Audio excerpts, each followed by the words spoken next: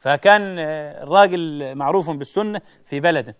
وده على فكرة السبب اللي هم بيركزوا بيه قوي حكاية سني ومش عارف ايه، ان هو من الكوفة، والكوفة كلها كانوا أهل شيعة أهل تشيع ساعتئذ. حتى الراجل ابن أبي الدنيا لما صنف كتاب من عاش بعد الموت، هذا الكتاب ألفه ابن أبي الدنيا، ونقل فيه قصصا كثيرا وحكايات كثيرة عن أهل الكوفة بالذات.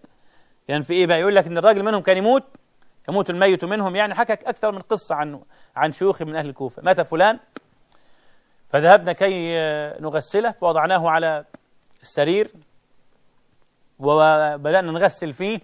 قال وإذ به يعتدل ويقوم، ده كان ميت، يروح قاعد ويقول لهم قبح الله مشيخة أهل الكوفة، هم أوقعوني في عرض أبي بكر وعمر، ثم يسقط ميتا مرة أخرى.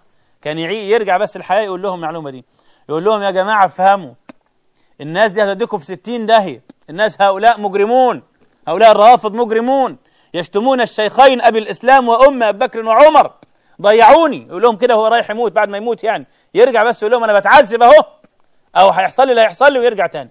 إن صحت هذه القصص يعني، ولم يكن هذه إغماء قبل الموت أو غيبوبة، ولا حرج أن يكون هذا كرامة لأبي بكر وعمر، أن الله تعالى يجري هذا الكلام على لسان هؤلاء، أو يكون هذا الشيطان يفعل ذلك، أو يكون ما يكون، الله أعلم بمكان.